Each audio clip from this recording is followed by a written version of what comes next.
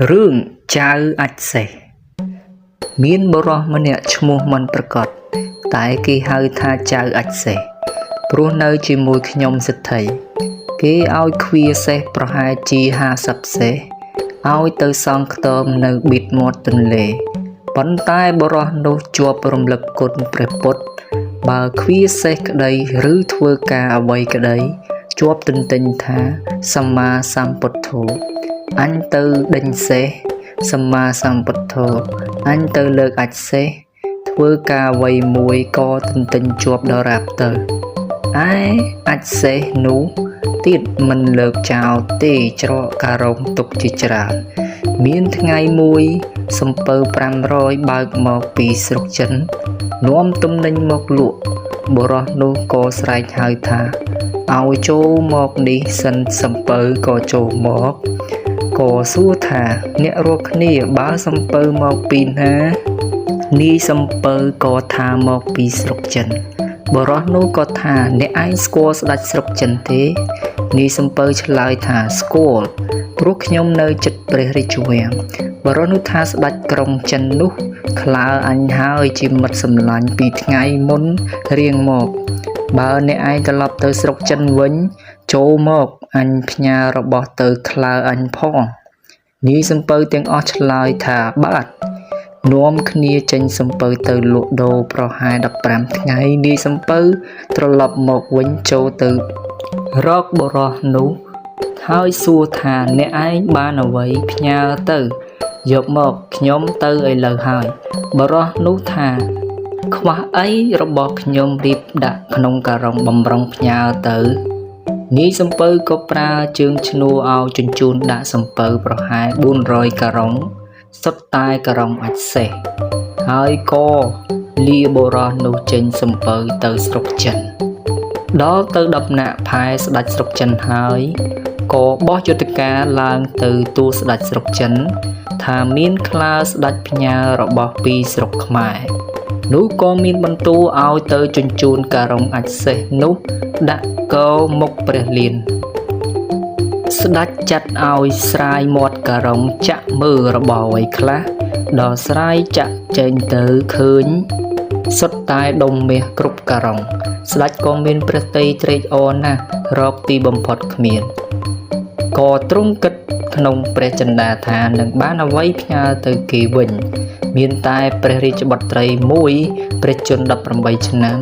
ព្រះរូបឆោមល្អឯកលើសស្រីទាំងអស់គិតផ្ញើទៅឲ្យគេគិតហើយក៏ចាត់ឲ្យជាងធ្វើស្គរមួយយ៉ាងធំពាសស្បែកសត្វទាំងសងខាងមានកន្លែងបើកចេញចូលពីខាងហើយក៏ដាក់ព្រះរាជបុត្រីនោះទៅក្នុងស្គរហើយមានទាំងកន្សែងបក់បោយមួយផង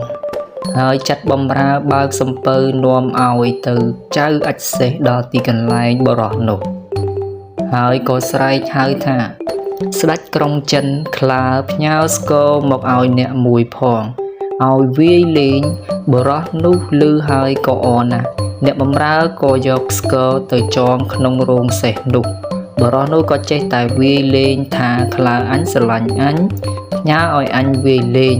ដល់ថ្ងៃមួយបរោះនោះវាយស្គរទៅឃ្វាសេះនាងដែលនៅក្នុងស្គរនោះចេញមករីកបាយទឹកបំរុងឲ្យបរោះនោះហើយចូលទៅក្នុងស្គរវិញបរោះនោះត្រឡប់មកវិញឃើញបាយថានរណាយកបាយមករៀបឲ្យអញឃ្លានបាយអញស៊ីហើយធ្វើយ៉ាងនេះជាច្រើនថ្ងៃបរោះនោះនឹកសង្ស័យថាអ្នកណាយកបាយមកឲ្យអញស៊ីរាល់ថ្ងៃម្លេះអញចាំលបមើលក៏ឃើញនាងនោះចេញពីក្នុងស្គរមករូបក៏ល្អឯកហើយបក់បោយអាហារកើតឡើងមួយរំពេចបរោះនោះក៏ភ័យស្រែកថាសម្មាសម្ពុទ្ធោមកពីណាល្អម្លេះអញរត់ហើយក៏រត់ទៅនាងនោះក៏រត់ដេញតាមបុរសនោះក៏ស្រែកសម្មាសម្ពុទ្ធោ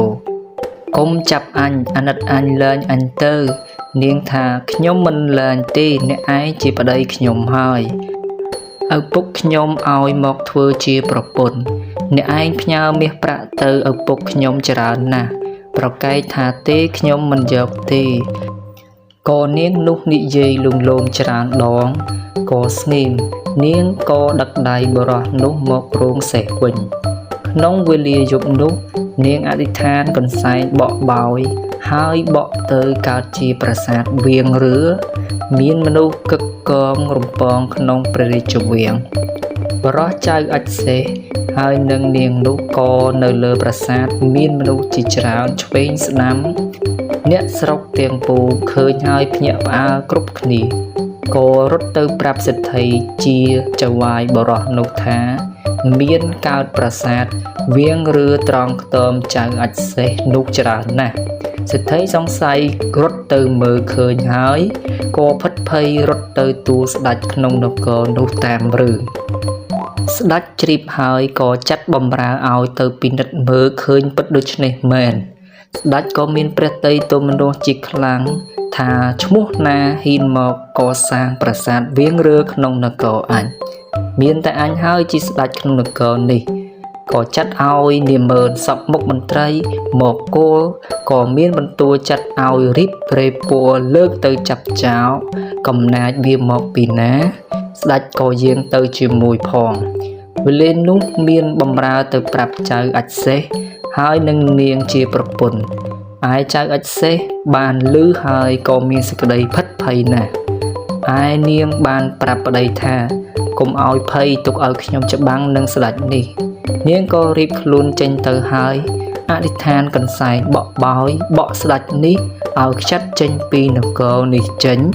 ទាំងរេពួរទាំងអស់នាងក៏បក់ទៅស្ដេចក៏អណ្ដែតត្រសែតចេញបាត់ទៅហើយចៅអច្សេះនិងនាងនោះបានសោយរាជ្យធ្វើជាស្ដេច